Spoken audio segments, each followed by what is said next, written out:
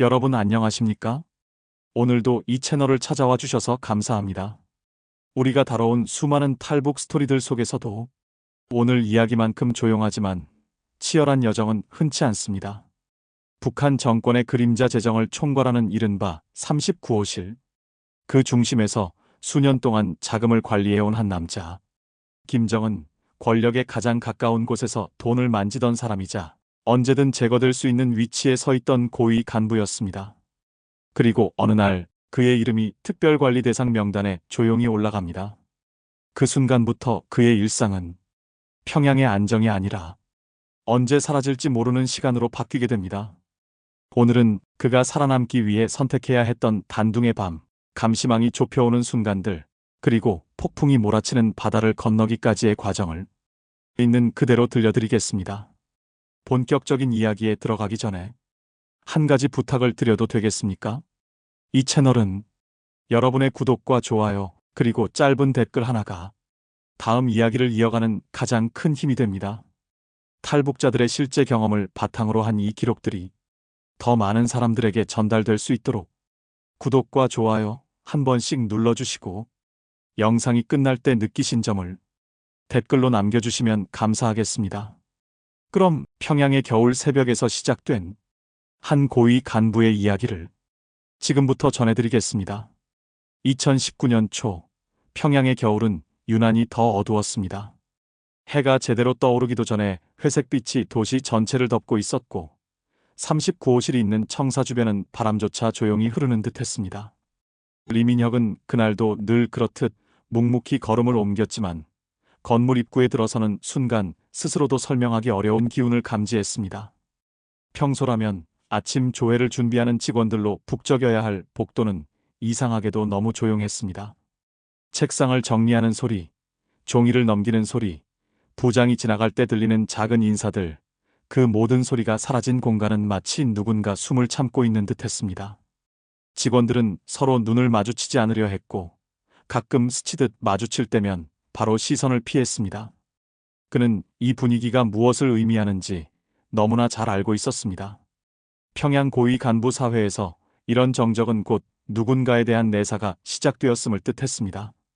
그리고 그 대상이 누구인지 모두가 알고 있지만 아무도 말할 수 없는 그 침묵이 복도를 채우고 있었습니다. 사무실 문을 열자마자 그는 책상 위의 정돈 상태가 미묘하게 달라진 걸 느꼈습니다. 평소 손이 익을 정도로 배치해둔 서류철 각도가 조금씩 어긋나 있었고 서랍 손잡이에 남은 희미한 지문 자국이 이상하게 번져 있었습니다. 누군가 자신의 책상을 뒤진 것입니다. 그것도 보위성 특유의 체계적인 손길이었습니다. 민혁은 조용히 의자에 앉아 서류를 한 장씩 답답한 마음으로 훑어보았습니다. 아무 일도 없는 것 같지만 이 작은 변화 하나가 무슨 뜻인지 그는 너무나 잘 알고 있었습니다. 39호실은 북한 정권의 외화 창구, 권력의 심장과도 같은 곳입니다. 그곳의 간부 책상에 누가 다녀갔다는 것은 곧 의심받고 있다는 의미였습니다. 점심 무렵 복도를 지나가던 중 젊은 간부 둘이 그를 등지고 서둘러 대화를 끊는 장면을 보았습니다. 원래라면 그에게 먼저 인사를 해야 하는 위치였지만 두 사람은 마치 피하듯 얼굴을 돌렸습니다. 그 순간 민혁은 직감했습니다. 내가 대상이구나. 그날 오후 회의는 예고 없이 취소되었고 방 안은 음침한 정적만 흐르기 시작했습니다. 그는 커튼 사이로 청사 주차장을 바라보며 깊은 숨을 들이쉬었습니다. 보위성 차량이 한 대 아무 설명도 없이 그곳에 서 있었습니다. 번호판은 가려져 있었고 창문은 까맣게 닫혀 있었습니다. 이 차량은 단순한 이동용이 아니라 간부를 어디론가 데려가는 차량이었습니다. 다음 날 그의 책상 위에는 단 한 장의 문서가 놓여 있었습니다. 즉시 평양으로 복귀할 것. 민혁은 그 문장을 본 순간 심장이 묵직하게 내려앉았습니다. 북한에서 즉시 복귀는 보통 보고나 점검을 뜻하지만 간부 사회에서 갑자기 떨어진 복귀 명령은 거의 대부분 조사 착수를 의미했습니다. 그의 손끝이 미세하게 떨렸습니다. 오랜 동료 박철민이 그의 사무실 문을 조용히 닫고 들어왔습니다. 둘은 10년 넘게 함께 일하며 신뢰를 쌓아온 사이였지만 철민의 얼굴은 오늘따라 유난히 굳어 있었습니다. 민혁 동지 조심하십시오. 철민은 목소리를 낮추며 책상 위에 종이 한 장을 살짝 밀었습니다. 이름이 올라갔습니다. 그쪽 명단에 그 종이에는 몇 개의 이름이 적혀 있었고 그 중 하나가 바로 리민혁이었습니다. 민혁은 말을 잃었습니다. 이 명단이 무엇을 의미하는지 그는 누구보다도 잘 알고 있었습니다. 이 명단에 이름이 오르면 돌아갈 수 없습니다. 조사가 시작되면 가족까지 위험해지는 것이 북한의 현실이었습니다. 그날 저녁 그는 집에 돌아왔지만 평소의 평양 가정보다 집안 공기가 더 무거웠습니다. 아내 지연은 그의 외투 단추를 잠그며 말했습니다. 여보, 요즘 무슨 일 있어요? 청사 사람들도 이상하고. 민혁은 대답하지 못했습니다. 대신 아내의 손을 잠시 잡고 짧게 말했다. 아무 일 없어. 괜찮아. 하지만 지연은 그 말을 믿지 못했습니다. 식탁에 앉아있던 고등학생 아들 도훈도 조심스럽게 말을 꺼냈습니다. 아버지 학교에서 들었는데 요즘 고위 간부들 많이 끌려간다던데요. 가만히 있던 딸 하은도 조용히 뒤에 덧붙였습니다. 아빠 학교 선생님이 조심하라고 했어요. 민혁은 그 순간 가족을 바라보는 자신의 눈길이 깊게 흔들리는 걸 느꼈습니다. 이대로 평양에서 조사에 들어가면 자신만이 아니라 가족 전체가 위험해집니다. 그는 결심했습니다. 낮에는 감시가 많으니 행동할 수 없지만 단둥 출장 명령이 떨어져 있는 지금이 유일한 탈출 기회였습니다. 새벽녘 그는 가족이 잠든 사이 책상 앞에 앉아 조용히 자신의 외출 계획을 확인했습니다. 단둥 일정은 겉으로 보기엔 단순 보고 출장처럼 보였지만 이 일정 자체가 누군가 자신을 밖에서 처리하려는 것이라는 느낌도 지울 수 없었습니다. 그럼에도 그는 선택해야 했습니다.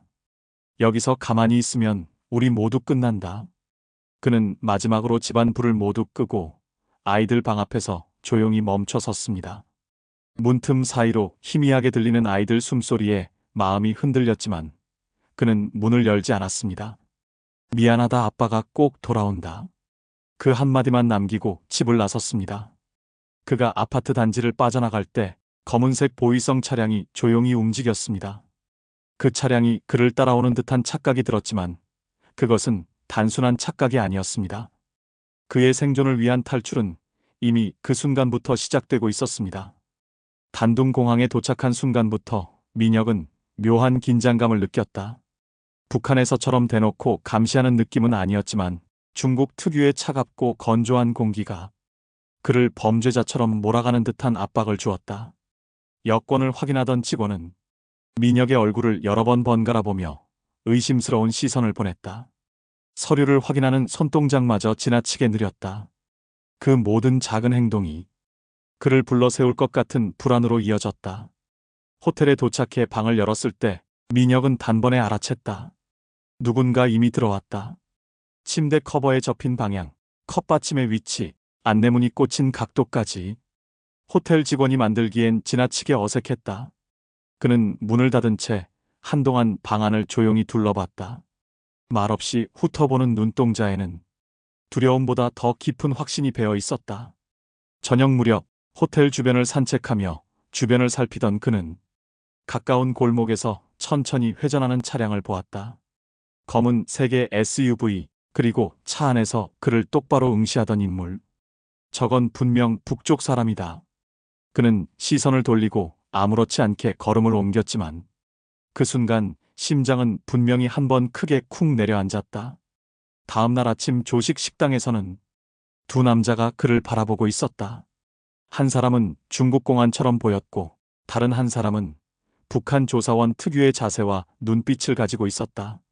둘은 마치 우연히 와 있는 듯 행동했지만 민혁이 식당을 나설 때까지 자리에서 움직이지 않았다. 엘리베이터에 탔을 때 조선족 직원이 조심스럽게 다가와 속삭였다. 아저씨, 오늘 아침에 조사하는 사람들이 아저씨 방 번호를 물었어요. 그 말은 민혁의 등줄기에 서늘한 기운을 내려보냈다. 그는 아무 대답도 하지 못한 채 천천히 고개만 끄덕였다. 방으로 돌아온 그는 의자를 끌어 책상 앞에 앉아 두 손을 가지런히 놓고 생각에 잠겼다. 지금 움직이지 않으면 끝이다. 그는 이미 자신을 둘러싼 감시가 단순 관찰이 아닌 확보 단계로 넘어갔다는 것을 느꼈다. 그날 밤 호텔 뒤편 비상구 근처에서 낯선 그림자가 그를 손짓했다. 브로커였다. 부국장 동지, 지금 잡히면 끝입니다. 민혁은 낮은 목소리로 물었다. 두만강으로 갑니까? 브로커는 고개를 저었다. 두만강은 봉쇄됐습니다. 요즘은 넘어가면 바로 잡힙니다. 지금은 바다로 나가는 길뿐입니다. 민혁은 잠시 숨을 고르고 물었다. 성공할 수 있습니까? 브로커는 짧게 답했다. 오늘 아니면 기회 없습니다. 민혁은 그제야 조용히 고개를 끄덕였다. 그는 이미 돌아갈 수 없는 길 위에 서 있었다. 브로커는 작은 종이 한 장을 건넸다. 거기엔 단 한 줄이 적혀 있었다. 새벽 2시 12분. 항구 뒤편 창고. 민혁은 종이를 접어 주머니에 넣으며 말했다. 알겠습니다. 브로커는 마지막으로 한 문장을 남겼다. 조심하십시오. 지금 이 도시는 동지를 찾으러 온 눈들로 가득합니다. 그 말은 협박이 아니라 오히려 더 깊은 경고처럼 들렸다. 민혁은 방으로 올라가는 순간에도 뒤에서 누군가 따라오는지, 유리창에 비친 자신의 그림자 뒤에 다른 그림자가 있는지 끝없이 확인했다. 그리고 새벽이 오기 전까지 그는 단 한숨도 쉬지 못했다. 밤 11시가 막 지난 시각, 민혁은 호텔 복도 끝 비상구 문을 살짝 열고 조용히 내려가기 시작했다. 계단에 울리는 자신의 발소리가 유난히 크게 느껴졌고 그 뒤에서 들려오는 미세한 움직임이 누군가 그를 따라오는 것만 같은 공포를 일으켰다. 비상구 문을 빠져나오자 브로커가 기다리고 있었다. 지금부터는 최대한 소리 줄이십시오. 여긴 감시가 많습니다. 두 사람은 골목을 돌아 단둥 시내로 빠져나갔다. 그가 걷는 모든 길, 모든 가로등 불빛, 모든 CCTV가 민혁 자신만을 쫓고 있는 듯한 느낌을 지울 수 없었다.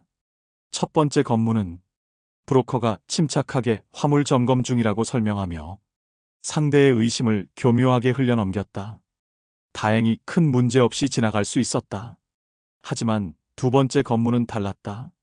트럭이 멈춰 서고 손전등 불빛이 화물칸을 가르기 시작했다. 공안으로 보이는 사람 둘이 다가왔고 한 사람은 분명 북한 말투였다. 트럭 뒷칸 열어보십시오. 민혁의 심장이 크게 뛰었다. 만약 잠시라도 뒷칸을 열면 그 안에 숨어있는 그가 바로 발각될 것이었다. 브로커가 최대한 자연스럽게 시간을 끌며 말했다. 뒤에는 위험물이라 열기 어렵습니다. 서류 확인하시고. 하지만 상대는 고개를 저었다. 아닙니다. 직접 확인하겠습니다. 그 말이 떨어지는 순간 반대쪽 도로에서 갑자기 큰 경적 소리가 울렸다. 술에 취한 듯한 운전자가 차선을 넘나들며 경찰과 실랑이를 벌이고 있었다. 공안 병력은 순간 시선을 빼앗겼고 북한 조사원 역시 그쪽을 바라보며 욕을 내뱉었다. 브로커는 그 단 2초의 틈을 놓치지 않았다. 지금입니다. 그는 빠르게 운전석으로 뛰어올라 트럭을 급가속시켰다. 민혁은 뒤에서 트럭의 진동을 느끼며 희미하게 입술을 깨물었다. 오늘 정말 운 좋았습니다. 브로커의 낮은 중얼거림이 들렸다. 그 말은 민혁에게 오히려 더 큰 두려움으로 다가왔다. 운이다 하면 나는 끝이겠구나. 새벽 2시 12분. 그들은 마침내 항구에 도착했다. 안개가 낮게 깔려 있었고 바람은 바다 비린내를 실어 나르고 있었다. 브로커는 어둠 속을 가리켰다. 저기 보이는 불 꺼진 작은 배. 그게 동지가 탈 배입니다. 민혁은 희미한 실루엣을 보며 느리게 숨을 들이쉬었다. 정말 갈 수 있습니까? 오늘 말고는 기회가 없습니다. 이젠 뒤 돌아볼 시간도 없습니다. 민혁은 어둠 속 배 위로 발을 디뎠다. 쇠판이 울리며 작은 금소금이 퍼졌고 그 소리조차 너무 커서 가슴이 철렁 내려앉았다. 그 순간 그는 자신이 이미 돌아갈 수 없는 길 위에 올라섰다는 사실을 또 한 번 깊이 실감했다. 밤바다는 조용했지만 그 안에는 보이지 않는 추적과 위험이 조용히 숨어 있었다. 민혁은 손잡이를 꼭 잡으며 속으로 되뇌었다. 살아야 한다. 가족에게 가야 한다. 나는 끝까지 가야 한다. 배 위로 올라선 순간 민혁은 짠 바다 냄새와 오래된 기름 냄새가 섞인 공기를 깊게 들이마셨다. 바람은 거칠었고 검은 바다는 달빛조차 제대로 받지 못한 채 어둠 속에서 숨을 쉬고 있었다. 선장은 말없이 그를 바라본 뒤 고개를 한번 끄덕였다. 그리고 손전등도 켜지 않은 채 조타실로 들어가 조용히 시동을 걸었다. 낡은 엔진이 처음엔 힘겹게 떨리더니 이내 낮은 진동으로 고르게 움직이기 시작했다. 브로커는 조심스럽게 갑판 아래에서 밧줄을 정리하며 말했다. 부국장 동지, 이 배는 오래됐지만 소리만 작습니다. 지금 필요한 건 조용함입니다. 민혁은 손난간을 꽉 쥐고 바다를 바라보았다. 바람은 차가웠고 배는 서서히 부두를 떠나며 어둠 속으로 미끄러져 갔다. 부두의 불빛은 점점 멀어져 희미한 점처럼 사라졌다. 30분 정도 지났을 무렵 선장은 조타실 창문을 살짝 열고 낮은 목소리로 말했다. 저쪽에 불빛이 있습니다. 움직임이 느립니다. 아마 순찰선입니다. 민혁은 본능적으로 숨을 들이켰다. 밤바다의 어둠 속에서 작은 불빛 하나는 죽음의 신호나 마찬가지였다. 추적선이 그들을 포착한다면 바다 한가운데서 체포되는 것과 다름없었다. 아니, 체포가 아니라 사라지게 되는 것이었다.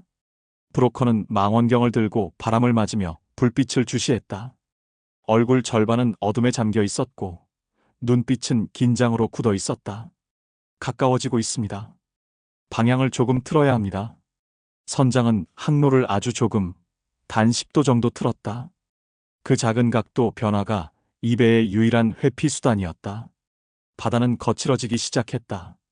새벽 바람은 더 강해졌고 파도는 점점 크게 선체를 때렸다. 갑판에 튀는 물방울이 얼굴에 닿을 때마다 민혁은 추위보다 더 깊은 공포를 느꼈다. 거기 흔들리니 앉아 계십시오. 선장은 조타실에서 고개만 내밀고 민혁에게 말했다. 배가 크게 흔들릴 때마다 갑판이 기울어졌고 민혁은 난간을 붙잡으며 중심을 잡았다. 뱃머리가 내려가면 바닷물이 갑판을 쓸고 올라왔고 다시 올라갈 때는 귀가 먹먹해질 정도로 공기가 갈라지는 소리가 들렸다. 새벽 3시 40분 브로커가 갑자기 말했다. 저기서 속도가 빨라집니다. 민혁은 떨리는 손으로 난간을 잡고 멀리 있는 불빛을 바라보았다. 추적선이 확실히 접근하고 있었다. 불빛의 흔들림이 일정했고 방향이 바뀌지 않았다. 우리를 보고 오는 겁니까? 민혁이 물었다. 모릅니다. 하지만 지금 이 근처에서 수상한 배가 발견되면 바로 접근합니다.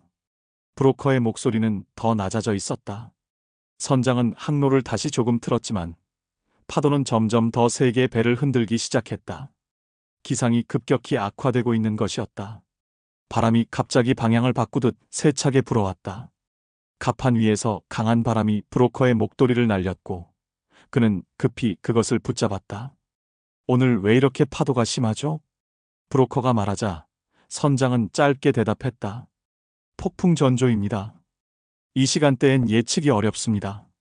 파도는 배 측면을 강하게 때리며 선체를 비틀었다.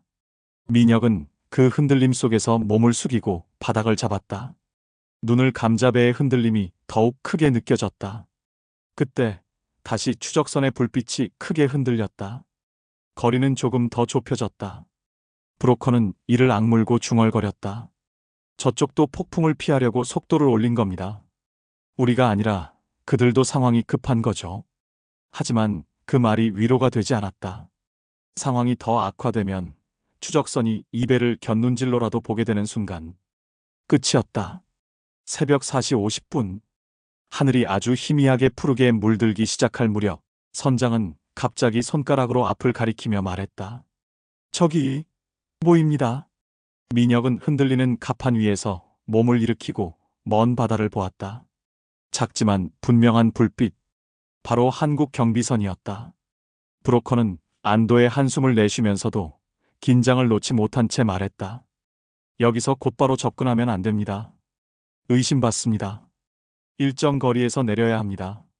선장은 작은 고무보트를 꺼내며 민혁을 향해 손짓했다. 이 배로는 여기까지입니다. 민혁은 떨리는 손으로 보트 가장자리를 잡았다. 그리고 조용히 바다 위에 몸을 실었다. 물결이 그의 몸을 가볍게 밀어냈다. 브로커는 마지막까지 그의 손을 잡아주며 말했다. 여기서 잡히면 다시 북쪽입니다. 기억하십시오. 숨 쉬듯 천천히 움직이십시오. 민혁은 고개를 끄덕였다. 바다 위의 작은 고무보트는 파도 위에 가볍게 흔들리고 있었다. 그 위에서 민혁은 경비선의 불빛을 바라보며 조용히 말했다. 살아서 가겠다. 반드시. 그 말은 바람에 섞여 사라졌지만 그의 결심은 더 단단해지고 있었다. 보트가 서서히 한국 경비선 쪽으로 향하며 민혁의 인생은 새로운 경계선을 넘어가고 있었다. 밤바다의 공포도, 폭풍의 위협도, 추적선의 그림자도, 그가 건너려는 자유의 경계 앞에서는 더 이상 그를 붙잡아 두지 못했다. 한국 경비선의 사다리를 잡고 올라선 순간 민혁은 무력하게 다리에 힘이 풀렸다. 바다 위에서 이어지던 긴장과 추위, 추적의 압박이 한꺼번에 풀리며 온몸이 떨렸다. 경비 요원은 담요를 그의 어깨에 조심스럽게 둘러주며 말했다. 이제 안전합니다. 한국 해역입니다. 그 말은 민혁에게 평생 처음 듣는 형태의 보호였다. 누군가 그를 감시하거나 의심해서가 아니라 그저 사람으로서 건네는 말이었다. 경비선 내부는 따뜻했다. 온풍기에서 나오는 공기와 요원들이 끓여준 컵라면의 김이 그를 둘러싸며 천천히 얼어붙은 마음을 녹여주었다. 그는 라면을 들이켜면서도 계속해서 주변을 살폈다. 누가 문을 두드리고 들어올까? 혹시 다시 끌려가는 것은 아닐까? 그런 생각은 이미 몸에 깊이 새겨진 반사적 공포였다. 경비 요원은 조용히 의자에 앉으며 말했다. 여기서는 누구도 당신을 데려가지 않습니다. 이제부터는 새로운 절차를 밟게 됩니다. 민혁은 말을 잇지 못한 채 고개만 천천히 끄덕였다. 그는 그 순간조차 안심이라는 감정을 제대로 느끼는 법을 몰랐다. 하나원은 그에게 완전히 다른 세상이었다. 문을 잠글 수 있는 방, 원하면 언제든 먹을 수 있는 음식, 누구도 충성 맹세를 요구하지 않고 직책 대신 민혁 씨라고 부르는 환경. 이 작은 차이들이 그의 오래된 가치와 두려움을 뒤흔들었다. 첫날 밤 그는 문을 4번 잠갔다. 잠들다가도 문 쪽을 흘끔거리며 누군가 두드릴 것 같은 환청에 시달렸다. 그러나 아무 일도 일어나지 않았다. 시간이 조금 흐르자 그는 식당에서 자유롭게 웃는 사람들, 한국 드라마를 보며 눈물 흘리는 사람들, 하루 종일 조용히 공부하는 사람들을 보며 조금씩 마음을 내려놓기 시작했다. 민혁 씨, 한국에서는 직책보다 이름을 먼저 말합니다. 하나원 교사는 부드럽게 말했다. 그는 그 조언이 어떻게 머릿속 벽들을 무너뜨리는지 스스로 느낄 수 있었다. 한 달 뒤 그는 첫 외출을 나섰다. 서울 시내의 경쾌한 소리들, 버스 정류장 앞에서 서둘러 움직이는 사람들, 편의점의 밝은 조명. 그 모든 것이 낯설고 동시에 기적처럼 느껴졌다. 횡단보도를 건너다 동전을 떨어뜨렸을 때 뒤에 서 있던 한국인 남성이 말했다. 천천히 하세요. 급할 것 없어요. 민혁은 그 짧은 문장에 목이 메었다. 급할 것 없다는 말은 그가 평생 들어본 적 없는 문장이었다. 정착 9개월째 되는 날, 상담사가 조심스레 그를 불렀다. 리민혁 씨 가족 관련해 확인된 내용이 있습니다. 민혁의 심장이 크게 뛰었다. 그는 오래도록 그 말만 기다려왔다. 상담사는 조심스럽게 서류 몇 장을 꺼내 책상 위에 올려놓았다. 아내 지연 씨, 처리 조치 없음. 거주지 이동도 없습니다. 그것만으로도 그는 가슴이 벅차올랐다. 아내가 살아있다는 사실 하나만으로 마음속에서 무너졌던 세계가 다시 이어지는 듯했다.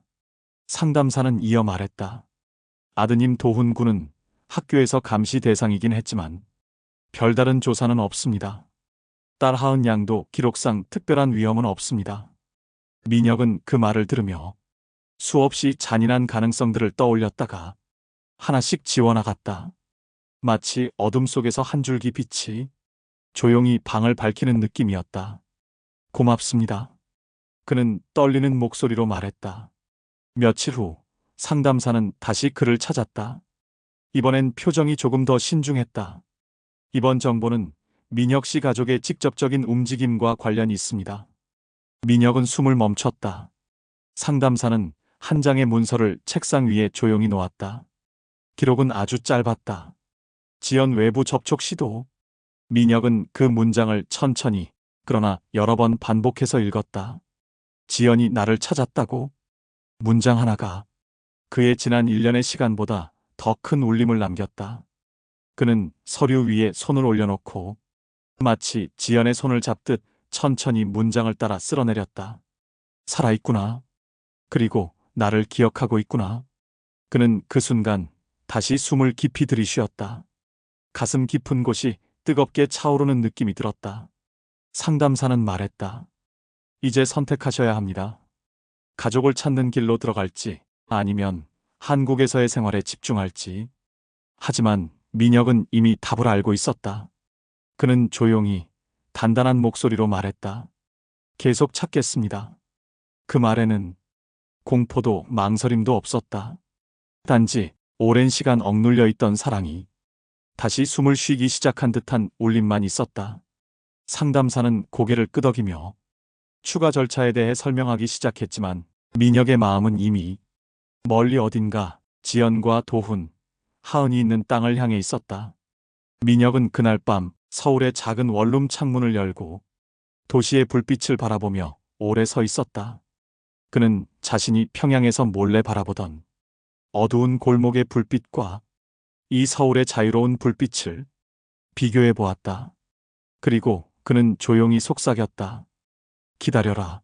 내가 반드시 찾으러 간다. 그의 새로운 삶은 이제 막 시작되고 있었다. 그 길 끝에 무엇이 있든 그는 더 이상 피하지 않을 준비가 되어 있었다. 오늘 이야기는 한 명의 고위 간부가 목숨을 걸고 탈출한 과정이었지만 그 안에는 수많은 탈북자들의 공통된 현실이 함께 담겨 있습니다. 분명한 건 하나입니다. 체제는 사람을 숫자로 다루지만 사람은 끝까지 사람에게 마음을 기대고 살아갑니다. 살아남고 싶어서, 사랑하는 가족을 지키고 싶어서, 그리고 언젠가 다시 만나고 싶어서 실제 탈북자들의 증언과 경험을 토대로 그들의 목소리를 대신 전하고 있습니다. 이런 이야기들이 계속 세상 밖으로 나올 수 있도록 구독과 좋아요, 그리고 짧은 응원의 댓글 하나만 남겨주시면 다음 이야기를 준비하는데 정말 큰 힘이 됩니다.